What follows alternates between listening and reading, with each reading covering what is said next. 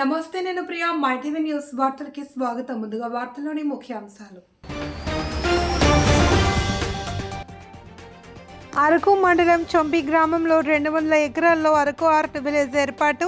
ఈ ఏడాది ఆగస్టు 9న ఆదివాసీ దినోత్సవం నాడు ప్రారంభించేందుకు కృషి చేస్తున్నట్లు మంత్రి సంధ్యారాణి వెల్లడి.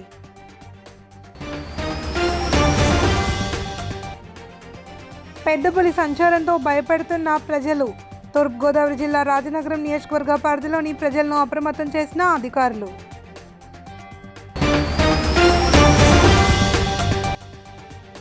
రాజమండ్రి సెంట్రల్ జైల్లో ఉన్న మాజీ మంత్రి అంబటి రాంబాబుతో ములాఖత్ అయిన వైసీపీ నేతలు. కూటమి ప్రభుత్వం తీరుపై నిప్పులు చెరిగిన ముద్రగడ పద్మనాభం, చెల్లుబోయిన వేణుగోపాల్. గిరిజన ప్రాంతాల అభివృద్ధి, పర్యాటక రంగ విస్తరణే లక్ష్యంగా ప్రభుత్వం పనిచేస్తుంది అని అల్లూరు జిల్లా ఇన్ఛార్జ్ మంత్రి మరియు స్త్రీ, శిశు, గిరిజన సంక్షేమ శాఖ మంత్రి గుమ్మడి సంధ్యారాణి తెలిపారు. అరకు ఉత్సవాల ముగింపు సందర్భంగా అరకు ఫైనరీలో ఏర్పాటు చేసిన విలేకరుల సమావేశంలో ఆమె మాట్లాడారు. అరకు సంస్కృతిని, కళలను ప్రపంచవ్యాప్తంగా చేసేందుకు అరకు మండలం చొంపి గ్రామంలో 200 ఎకరాల్లో అరకు ఆర్ట్ విలేజ్ ఏర్పాటు చేస్తున్నట్లు మంత్రి ప్రకటించారు. ఆంధ్ర యూనివర్సిటీ ప్రొఫెసర్లు, ప్రముఖ ఆర్కిటెక్టుల సలహాలతో రూపుదిద్దుకుంటున్న ఈ ప్రాజెక్టును ఈ ఏడాది ఆగస్టు 9న ప్రపంచ ఆదివాసీ దినోత్సవం సందర్భంగా ప్రారంభించేందుకు కృషి చేస్తున్నాము అని, ఇది ప్రపంచవ్యాప్తంగా ఉన్న కవులు, కళాకారులను ఓ గొప్ప వేదికగా నిలుస్తుంది అని ఆశాభావం వ్యక్తం చేశారు.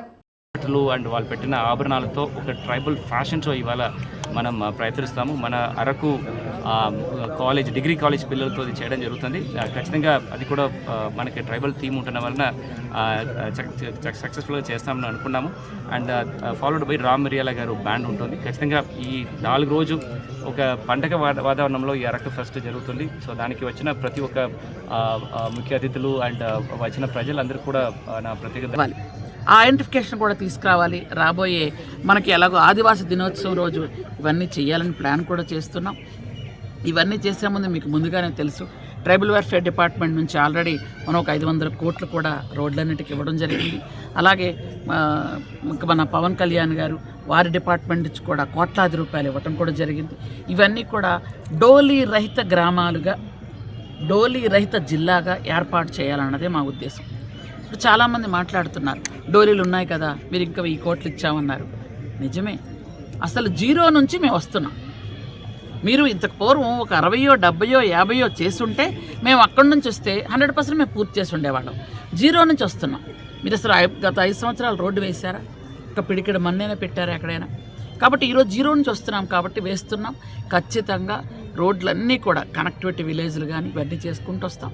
మళ్ళీ చెప్తున్నాను మీ అందరికీ, మా తాలూకా ప్రధానమైన లక్ష్యం ఇక్కడ ఉన్నటువంటి గిరిజన గ్రామాల్లో అన్ని రకాల వస్తువుల గురించి గిరిజన గ్రామాలు చూడట్లేదు. త్రాగునీరు, సాగునీరు, విద్య, వైద్యం, రహదారి సౌకర్యం, ఈ 5 ఉంటే మాకు చాలు అని చూస్తున్నారు. ఈ 5 మీద ప్రత్యేకమైన దృష్టి పెట్టి కూటమి ప్రభుత్వంలో చంద్రబాబు నాయుడు గారు ప్రతిసారి కూడా అరకు రావాలి అని అంటే చంద్రబాబు నాయుడు గారికి కానీ పవన్ కళ్యాణ్ గారికి చాలా ఇష్టం. కొన్ని సెక్యూరిటీ రీజన్స్ వల్ల అవ్వచ్చు, ఇంకా ఈ వెదర్ రీజన్ వల్ల అవ్వచ్చు, రాలేకపోవచ్చు. కానీ ఏ కార్యక్రమం ఉన్నా ముందు ఇట్లాంటి వెనకబడినటువంటి జిల్లాలకి చెయ్యాలన్నదే ముఖ్య ఉద్దేశంగా ముందుకు వెళ్తున్నారు. ఈరోజు కూడా ఒక మ్యూజికల్ నైట్ ఉంది. అంటే ఇట్లాంటి కార్యక్రమాలు వస్తే పర్యాటకులు ఎక్కువ మంది వస్తారు. ఇక్కడ ఉన్నటువంటి అమాయక గిరిజనులకి పని దొరుకుతుంది. ఇక్కడ ఉన్న వాళ్ళందరికీ కూడా పూర్తి స్థాయిలో వాళ్ళకి అన్ని రకాలుగా అన్ని విషయాలు అవగాహన అవుతాయి అని ఉద్దేశంతో మనం ఈ కార్యక్రమాలు పెట్టడం జరుగుతుంది. ముఖ్యంగా మీ అందరికీ తెలుసు, మన వైజాగ్, ఉమ్మడి వైజాగ్ జిల్లా ఇప్పుడు 3గా చీలింది మీకు తెలుసు. అక్కడ వైజాగ్ జిల్లా ఉత్సవాలు, అరకు జిల్లా ఉత్సవాలు, అలాగే మనకి ఈ అనకాపల్లి ఉత్సవాలు, ఇవన్నీ కూడా ఒకేసారి ఒక అంగరంగ వైభవంగా జరిపించుకున్నాం. ఇది అంతా కూడా ఇలా ఉత్సవాలు చేయాలి. ఈ ఉత్సవాల ద్వారా ప్రజలందరికీ కూడా ఈ విధంగా జరుగుతుంది అని అందరూ స్ట్రెస్తో బాగా ఫీల్ అవుతున్నారు. కొన్ని స్ట్రెస్ రిలీఫ్ కావాలి. అందరూ కూడా ఆహ్లాదంగా, ప్రశాంతంగా జీవనం గడపాలన్నదే కుటుంబ ప్రభుత్వం లక్ష్యం. ముఖ్యంగా చంద్రబాబు నాయుడు గారు ఈ వయసులో కూడా మీరు చూశారు, 76 సంవత్సరాల వయసులో సైకిల్ ఏ స్పీడ్లో తొక్కుతున్నారు చూశారుగా. అంటే సైకిల్ స్పీడు తగ్గదు, ఆయన స్పీడు తగ్గదు ఎప్పుడు. కాబట్టి ఆ విధంగా ఉంది. ఈరోజు ఇక్కడ నాకు పార్వతీపురం మన్యం జిల్లా అయినా నాకు అల్లూరు సీతారామరాజు జిల్లాకి ఇన్ఛార్జ్ ఇచ్చారు. ఇక్కడ 7 నియోజకవర్గాల్లో కూడా ఎస్టీ ప్రజాప్రతినిధులు ఉన్నాం. అందరం కలుస్తాం. మేమందరం ఒకే దీనిగా పనిచేస్తున్నాం. మా అందరి ఉద్దేశం ఒకటే, గిరిజనులు అభివృద్ధి చెందాలి, గిరిజనులకు సరైన విద్యా తూర్పుగోదావరి జిల్లా రాజనగరం నియోజకవర్గంలో పెద్దపల్లి సంచారం 4వ రోజు అక్కడ ప్రజల్ని భయాందోళనకు గురి చేస్తోంది. పోలీస్ సంచారంతో అక్కడ ప్రజలు కంటి మీద కొనుక్కు లేకుండా గడుపుతున్నారు. పెద్దపల్లి తన దిశను మార్చుకుని గోదావరి పరివాహక ప్రాంతం నుండి కోరుకొండ మండలం వైపు మళ్లినట్లు తెలిసింది. కోరుకొండ మండలం గాడాలలో పోలి అడుగుజాడలు గుర్తించిన అటవీ శాఖ అధికారులు అప్రమత్తమయ్యారు. రాజనగరం ఎమ్మెల్యే బత్తుల బలరామకృష్ణ ఎప్పటికప్పుడు సంబంధిత అధికారులతో మాట్లాడి తాజా పరిస్థితిని తెలుసుకుంటున్నారు. గాడాల, మధురపూడి తదితర 10 గ్రామాల ప్రజలు అప్రమత్తంగా ఉండాలి అని సూచించారు. పొలాల్లో పనులు చేసుకుంటున్న వారంతా తక్షణమే ఇళ్లకు చేరుకోవాలి అని కోరారు. కానీ ఇప్పుడు ప్రస్తుతం ఈవేళ 3వ తారీఖు ఉదయం 10 గంటలకు కానీ చూసినట్లయితే గాడాల, మధురపూడి, కాతేరు, ఉండేశ్వరపురం మధ్యలో వరి పొలాల్లో పులి సంతరిస్తున్నట్టుగా ఫారెస్ట్ అధికారులు ధృవీకరించారు. కాబట్టి రైతు సోదరులందరినీ కూడా నేను కోరేది, మీరు పొలాల్లో నుంచి తక్షణం బయటకు వచ్చేసి గ్రామాల్లోకి వచ్చేయాలని చెప్పి మిమ్మల్ని అందరినీ కూడా కోరుతున్నాను. ముఖ్యంగా పొలాల్లో కానీ లేదా ఏకాంతంగా ఆ యొక్క రియల్ ఎస్టేట్ సైట్స్లో కానీ ఎవరిని ఉండొద్దని చెప్పి హెచ్చరిస్తున్నాను. ఎందుకంటే పులి జాడలో పూర్తిగా గాడాల, అదేవిధంగా చూస్తే ఉండేశ్వరపురం, మన మధురపూడి మధ్యలోనే ఆ యొక్క పరిసర ప్రాంతాల్లో ఉన్నట్టుగా ఉంది. కాబట్టి ఆ యొక్క పరిసర ప్రాంత గ్రామాలు సుమారుగా 10 గ్రామాలు ఉన్నాయి. బుచ్చింపేట, ఉండేశ్వరపురం, మధురపూడి, గాడాల, అదేవిధంగా నిడిగట్ల ప్రజలు కూడా అప్రమత్తంగా ఉండాల్సినటువంటి అవసరం ఉంది. అలాగే చూస్తే మనం మిర్తుపాడు, కాతేరు ప్రజలు కూడా అప్రమత్తంగా ఉండాలని చెప్పి కోరుతున్నాను. ఇది అర్జెంట్ హెచ్చరిక. ప్రతి ఒక్కరు కూడా పొలాల్లో ఎవరైతే పనిచేసుకుంటున్నారో అందరూ కూడా మీ ఇళ్లకు చేరుకోండి. గుంపులుగా మాత్రమే ఉండండి. పులి సంతరిస్తుంది. దయచేసి చేతులు జోడించి మిమ్మల్ని అందరినీ కూడా నేను రిక్వెస్ట్ చేస్తున్నాను, ఆ యొక్క పొలాల్లో మాత్రం ఉండొద్దు, పులి సంతరిస్తుంది.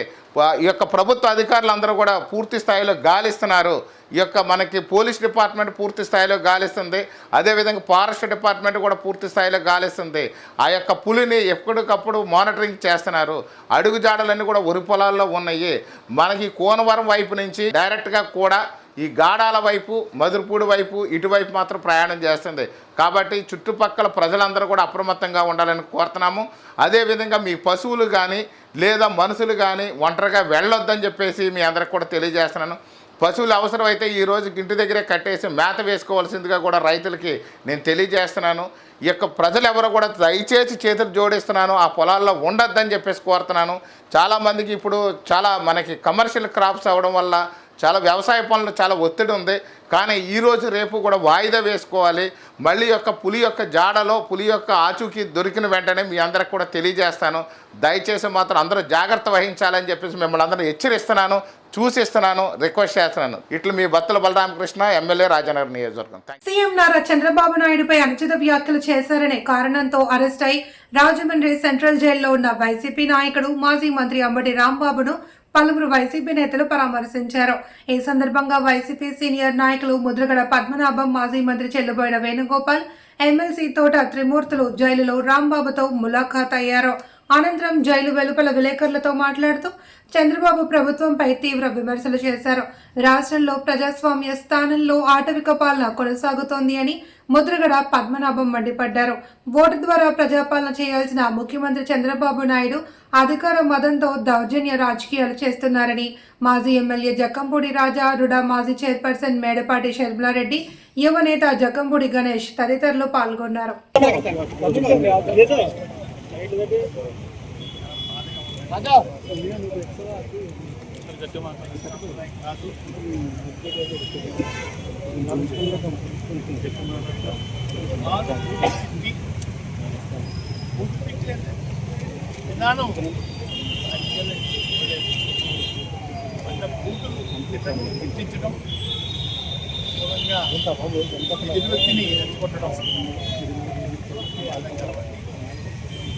ఇప్పటికైనా చంద్రబాబు నాయుడు గారు కల్తీ నెయ్య విషయంలో నాకు తప్పుడు రిపోర్ట్ వచ్చింది, నేను సారీ చెప్తాను,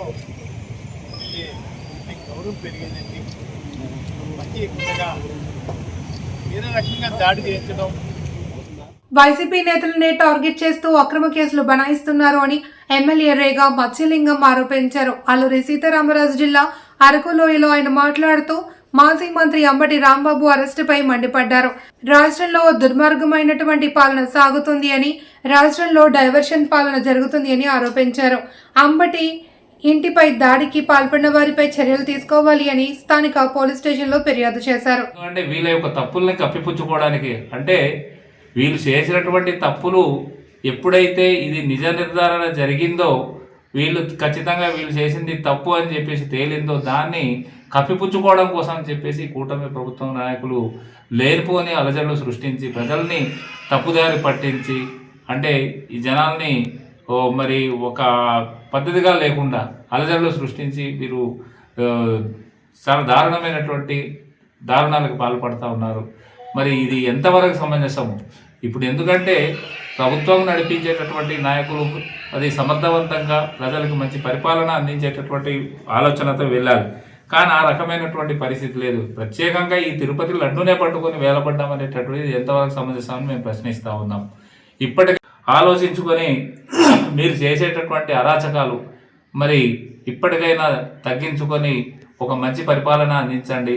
లేదు మీకు అర్హత అంటే కోల్పోయారు కాబట్టి మీరు అసలు ఇంకా ఈ రాష్ట్రాన్ని పరిపాలించేటటువంటి అర్హత లేదు కాబట్టి మేము కేంద్ర ప్రభుత్వానికి మరి మేము విన్నవించేది ఏంటంటే, మరి ఆంధ్ర రాష్ట్రంలో మరి ఏదైనా కేంద్రమే పరిపాలించేటటువంటి విధంగా మరి చర్యలు తీసుకోమని చెప్పి కూడా చెప్తా ఉన్నాం. అయితే వీటి మీద మేము ప్రజల్లో ఈ విషప్రభావితమైనటువంటి ఆలోచన విధానాలు చేస్తే మాత్రం ఎట్టి పరిస్థితుల్లో మేము సహించేది లేదు అని చెప్పేసి ఇది చేస్తూ ఉన్నాం. మీరు ఈ రెడ్ బుక్ రాజ్యాంగం ద్వారా మరి ప్రజల్ని తప్పుదోవ పట్టించవచ్చు. తూర్పుగోదావరి జిల్లా రాజమండ్రిలో వివాహ పరిచయ వేదికల ద్వారా ఒంటరి మహిళలను మోసం చేస్తున్న మోస్ట్ వాంటెడ్ ఘరానా మోసగాడిని పోలీసులు అరెస్ట్ చేశారు. రాజమహేంద్రవరం 3 టౌన్ పోలీస్ స్టేషన్ పరిధిలో పుష్కరఘాట్, కోటిలింగాల ఘాట్ ప్రాంతాలలో మహిళలను మోసం చేసిన ఘటనలపై మొత్తం 5 చీటింగ్ కేసులు నమోదు చేసినట్లు పోలీసులు తెలిపారు. జిల్లా ఎస్పీ డి నరసింహకిషోర్ ఆదేశాల మేరకు central zone incharge DSP why Srikanth పర్యవేక్షణలో ప్రత్యేక బృందాలు ఏర్పాటు చేసి ముద్దాయి చెల్ల నారాయణ అలియాస్ కృష్ణ నారాయణను అరెస్ట్ చేశారు. ఈ కేసులో ముద్దాయి నుండి సుమారు 75 లక్షల విలువైన బంగారు నగలు, 2 కార్లు, 2 సెల్ ఫోన్లు రికవరీ చేసినట్లు పోలీసులు తెలిపారు. ఈ కేసును ఛేదించిన 3 town inspector V Apparao, sub ఇన్స్పెక్టర్లు V Yesu, B Suresh, crime party సిబ్బందిని జిల్లా ఎస్పీ అభినందించి రివార్డులు ప్రకటించారు. మ్యాట్రిమోనియల్ అఫెన్సెస్కి సంబంధించి 5 కేసులు నమోదు చేయడం జరిగింది. ఈ 5 కేసుల్లో కూడా ఈరోజు ఉదయం 6 గంటలకి మన పుష్కర్ ఘాట్ సమీపంలో ముద్దాయి అయినటువంటి చల్లా నారాయణ అలియాస్ కృష్ణ నారాయణ అలియాస్ నారాయణ కృష్ణ, తండ్రి పేరు కృష్ణప్ప, పి వడ్డూరు గ్రామం, పలవనేరు, చిత్తూరు జిల్లా, ఇతన్ని అరెస్ట్ చేయడం జరిగింది. ఇతను ప్రధానంగా ఏం చేస్తుంటాడంటే, ఇతనికి భార్య చనిపోయిన తర్వాత ఇతను మ్యాట్రిమోనియల్ సైట్స్లో, అంటే షాదీ.com, తెలుగు మ్యాట్రిమోని, ఇట్లాంటి మ్యాట్రిమోనియల్ సైట్స్లో ఈయన ప్రొఫైల్ని పెట్టుకుంటాడు. వేరే పేర్లతోటి ప్రొఫైల్ని పెట్టుకొని ఇతను గోల్డ్ బిజినెస్ చేస్తున్నట్టు, గోవాలో గోల్డ్ బిజినెస్ చేస్తున్నట్టు ప్రొఫైల్ పెట్టుకుంటాడు. ప్రొఫైల్ పెట్టుకొని ఎవరైతే ఒంటరి మహిళలు, వితంతు మహిళలు ఉంటారో వాళ్ళని పెళ్లి చేసుకుంటామని అక్కడ యాడ్స్ ఇస్తారు.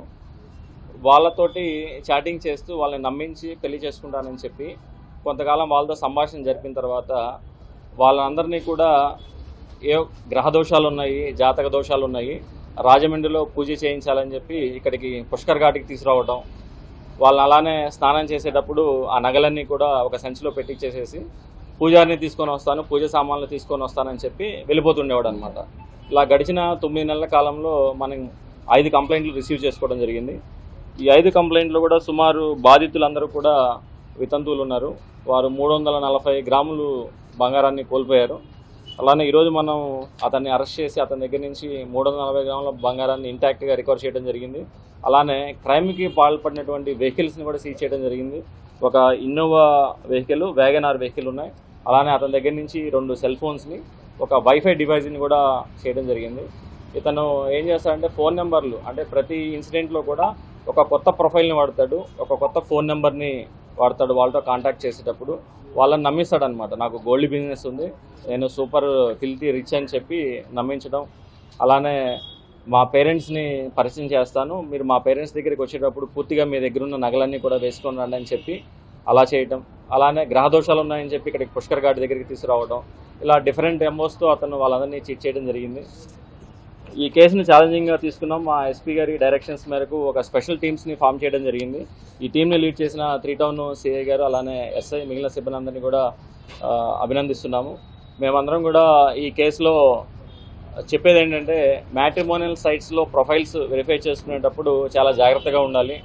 అతని యొక్క పూర్వాపరాలు. లోక్సభలో కేంద్రం ప్రవేశపెట్టిన బడ్జెట్ పై భారతీయ మజ్దూర్ సంఘ్ అసంతృప్తి వ్యక్తం చేసింది. ఈ మేరకు యూనియన్ ఆధ్వర్యంలో ఏర్పాటు చేసిన మీడియా సమావేశంలో బిఎంఎస్ జాతీయ ఉపాధ్యక్షుడు జగదీశ్వరరావు మాట్లాడుతూ దేశ కార్మికుల జీవనోపాధి, సామాజిక భద్రత వంటి మౌలిక సమస్యలను ఈ బడ్జెట్ పూర్తిగా విస్మరించింది అని, బడ్జెట్ కి ముందు జరిగిన చర్చలు, ప్రాతినిధ్యాలు అన్నిటినీ పక్కన పెట్టి ప్రభుత్వం కార్మికుల కీలక డిమాండ్లను నిర్లక్ష్యం చేయడంపై మండిపడ్డారు. ఈపీఎస్ 95 కింద కనీస పెన్షన్ పెంపు గాని, అర్హత ప్రమాణాల సవరణ గాని ప్రకటించలేదు అని, తక్షణమే కేంద్రం పునరాలోచన చేసి కార్మిక ప్రయోజనాల కల్పనకు ప్రాధాన్యత కల్పించాలి అని డిమాండ్ చేశారు. సమావేశంలో రాష్ట్ర ప్రధాన కార్యదర్శి మోటారు వెంకట సన్యాసి నాయుడు, టి రఘురాం, లాలం ప్రసాద్ తదితరులు పాల్గొన్నారు.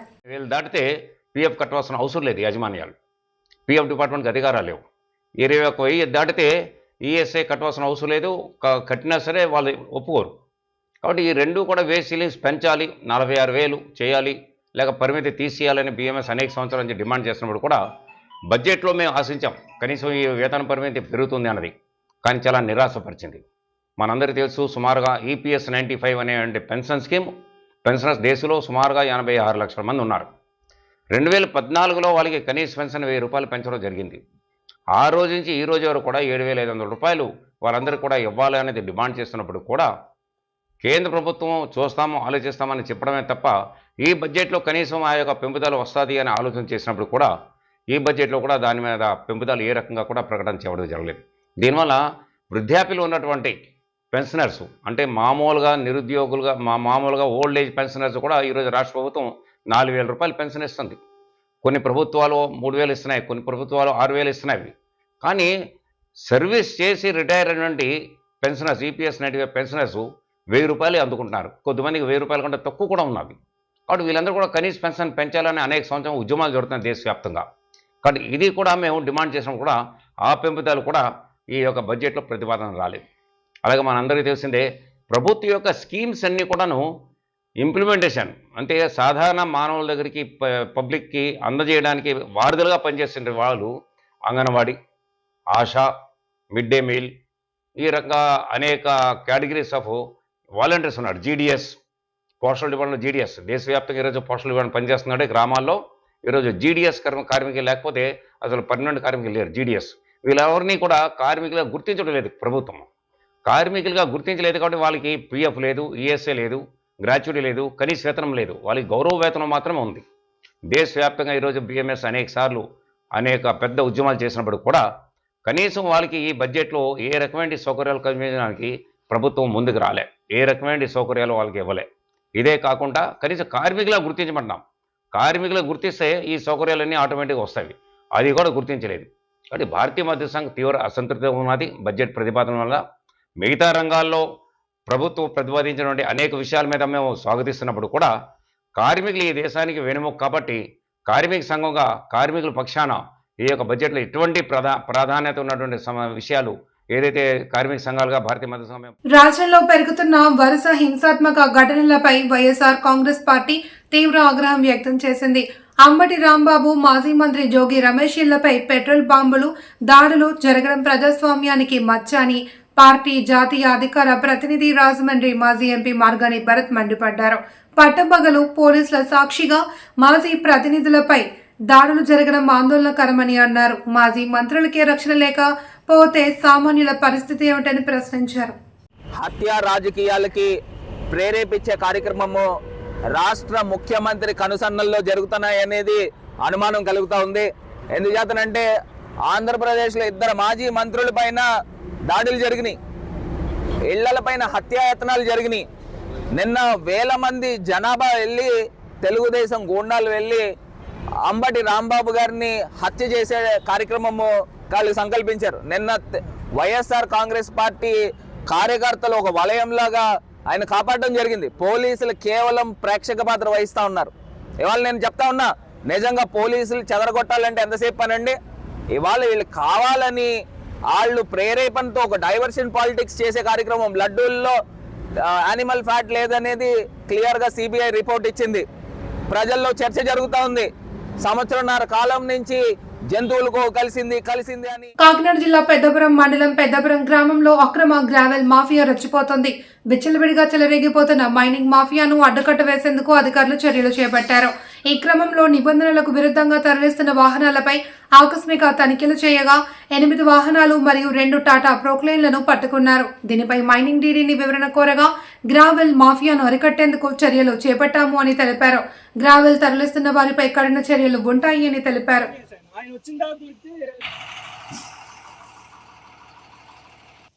తూర్పుగోదావరి జిల్లా రాజమండ్రిలో శ్రీ చిదంబరం చిత్ర యూనిట్ సందడి చేసింది. సినిమా ప్రమోషన్ లో భాగంగా హీరో వంశీ తుమ్మల, హీరోయిన్ సంధ్య వశిష్ఠ, దర్శకుడు వినయ్ రత్నం, చిత్ర బృందం మీడియా సమావేశంలో మాట్లాడుతూ ప్రేమ కథ నేపథ్యంలో రూపొందిన శ్రీ చిదంబరం చిత్రాన్ని గోదావరి జిల్లాల్లో అందమైన లొకేషన్లలో సహజంగా చిత్రీకరించినట్లు తెలిపారు. ఈ సినిమా యూత్ ని మాత్రమే కాకుండా కుటుంబ ప్రేక్షకుల్ని కూడా అలరించేలా రూపొందించామని అన్నారు. షార్ట్ ఫిల్మ్స్ నుండి వచ్చిన తనకు ఈ సినిమా ఓ ముఖ్యమైన మైలురాయిగా నిలుస్తుంది అని పేర్కొన్న వంశీ ఈ చిత్రం తన కెరీర్ కు పెద్ద బ్రేక్ ఇస్తుంది అనే నమ్మకం వ్యక్తం చేశారు. ఫిబ్రవరి 6వ తేదీన ప్రపంచ వ్యాప్తంగా విడుదల కానున్న చిత్రాన్ని ప్రేక్షకులు ఆదరించి మరిన్ని మంచి సినిమాలు చేసేలా తనను ప్రోత్సహించాలి అని కోరారు. దర్శకుడు వినయ్ రత్నం మాట్లాడుతూ సహజమైన ప్రేమ కథను హృదయంగా తెరపై చూపించేందుకు ప్రయత్నించినట్లు తెలిపారు. ఈ కార్యక్రమంలో చిత్ర బృందం సభ్యులు పాల్గొన్నారు. లవ్ స్టోరీ అండి. శ్రీ చిదంబరం గారు అనేది ఒక ప్రాపర్ లవ్ స్టోరీ. మన ఫిబ్రవరి మంత్లో, వ్యాలంటైన్ మంత్లో వస్తున్న ఒక మంచి లవ్ స్టోరీ. అది అంతేకాకుండా అలా సింగిల్ లేయర్లో ఒకే ప్లాట్ మీద కాకుండా సినిమాలో మన మెయిన్ పాత్ర హీరోకి మెల్లకన్ను ఉంటుందండి. ఆ మెల్లకన్ను వల్ల చాలా భయాలకి, చాలా ఇన్సెక్యూరిటీస్కి గురవుతాడు. అలాంటి వాడు తను ప్రేమించిన అమ్మాయిని, ఈ అమ్మాయి సంధ్య మన లీలా పాత్ర చేసిన సినిమాలో హీరోయిన్. సో అలాంటి వాడు ఆ ప్రేమను దక్కించుకున్నాడా లేదా, దక్కించుకుంటే ఎలా దక్కించుకున్నాడో లేదంటే లేదా, అసలు కథ ఎన్ని మలుపులు తిరిగింది వీడి భయాల వల్ల, లోపాల వల్ల అని జరిగే ఒక అందమైన లవ్ స్టోరీ సంఘర్షణే మన సినిమా. యా సార్, యా అవునండి. అదే అండి, మా దాంట్లో ఉన్న ప్రత్యేకత ఈ క్యారెక్టర్స్ ప్లే అండి. సినిమా మెయిన్లీ ఇట్స్ అంటే ఎవ్రీ లవ్ స్టోరీ మీరు అన్నట్టు కామన్, బాయ్ మీటింగ్ గర్ల్, వాళ్ళిద్దరు దగ్గర అవ్వడం, దూరం అవ్వడం, ఎండింగ్కి ఏమవడం అనేది ఉంటుంది ఆన్ టాప్ లేయర్ చూసుకుంటే, స్కెల్టల్ లెవెల్లో చూసుకుంటే. బట్ డీప్ డౌన్ ఏంటంటే క్యారెక్టర్స్, అసలు లీలా పాత్ర చిదంబరం గారిని ఎలా షైన్ చేసింది, ఎలా మలుపులు తిప్పింది, ఈడికి ఒక క్యారెక్టరిస్టిక్స్ ఉంటాయి. హీఈస్ నాట్ ఎ రెగ్యులర్ గై, అందరిలాంటి అతను కాదు. సో ఈడి పాత్ర కథను ఎలా మలుపులు తిప్పింది అన్న దాంట్లో మన స్టోరీ చాలా. హాయ్ అండి, అందరికీ నమస్కారం. నేను సంధ్య వశిష్ఠ. శ్రీ చిదంబరం గారు సినిమాలో లీలా క్యారెక్టర్ని ప్లే చేశాను. సో యా, టీం అందరు రాజమండ్రి, నేను బెంగళూరు అమ్మాయిని కానీ తెలుగు అమ్మాయినే. మంచిగా అనిపిస్తుంది ఇక్కడ రాజమండ్రి వచ్చి ప్రమోషన్స్ ఇలాగా. అండ్ ఆల్సో మీ అందరూ వచ్చారు. రాష్ట్రంలో శాంతి భద్రతలు లోపించలేదని, చట్టం తన పని తాను చేసుకుపోతోంది అని, ఆ క్రమంలోనే వైసీపీ మాజీ మంత్రి అంబటి రాంబాబును అరెస్ట్ చేసింది అని రాష్ట్ర టీడీపీ అధికార ప్రతినిధి పిఠాపురం మాజీ ఎమ్మెల్యే వర్మ అన్నారు. పిఠాపురం టీడీపీ కార్యాలయంలో వర్మ మీడియాతో మాట్లాడుతూ ముఖ్యమంత్రి చంద్రబాబుపై అంబటి చేసిన వ్యాఖ్యలు క్షమించరానివి అని అన్నారు. 155 సీట్ల నుండి 11 సీట్లకు పడిపోయినా ఇంకా పార్టీలో చలనం రాలేదని, వైసీపీ నేతలు మాట్లాడుతున్న తీరు సభ్య సమాజం తలదించుకునేలా ఉందన్నారు. చంద్రబాబుపై లేనిపోని వ్యాఖ్యలు చేస్తే ఊరుకోబోము అని హెచ్చరించారు. ఎవరైనా సరే ఆయన తప్పుగా మాట్లాడారా, అది తెలుగుదేశం పార్టీ క్రమశిక్షణ.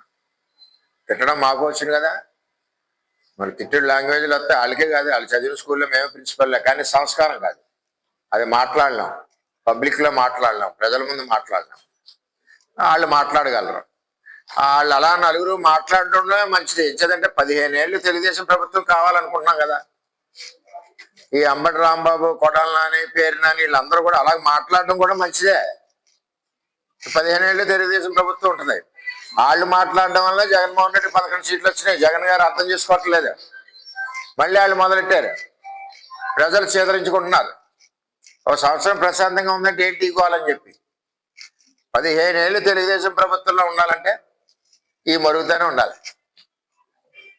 ప్రజలు కూడా అర్థం చేసుకుంటున్నారు. ఓహో జగన్ గారి పరిపాలన ఎలా ఉంది, ప్రతిపక్షంలో కూడా ఎలా ఉంది, అసెంబ్లీకి వెళ్ళడం ఎక్కడికి వెళ్ళడం తిడతాడు. ఇక్కడ తింటే ఎందుకు, అసెంబ్లీకి వెళ్ళి పోరాడచ్చు కదా.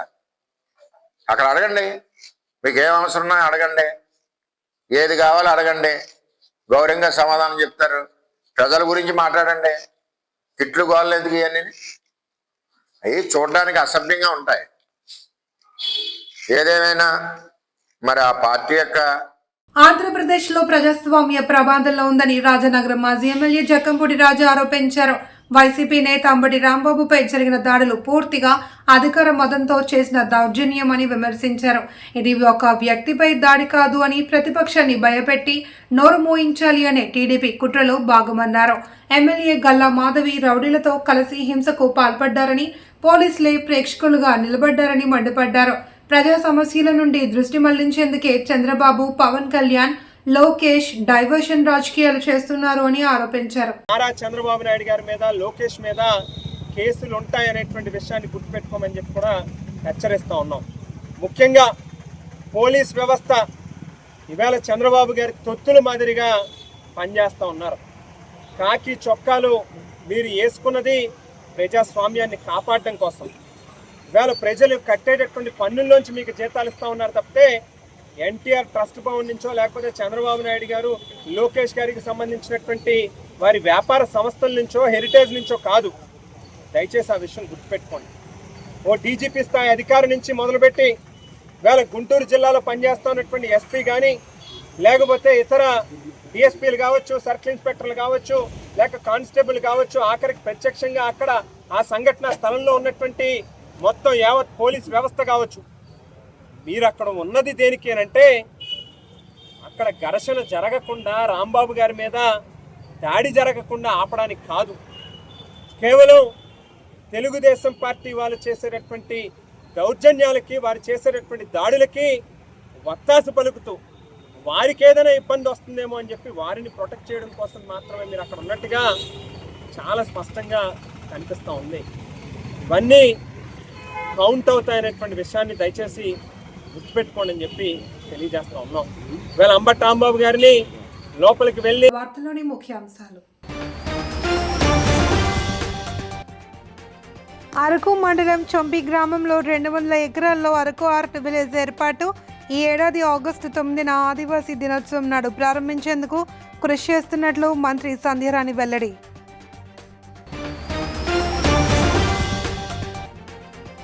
పెద్దపులి సంచారంతో భయపడుతున్న ప్రజలు. తూర్పుగోదావరి జిల్లా రాజనగరం నియోజకవర్గ పరిధిలోని ప్రజలను అప్రమత్తం చేసిన అధికారులు.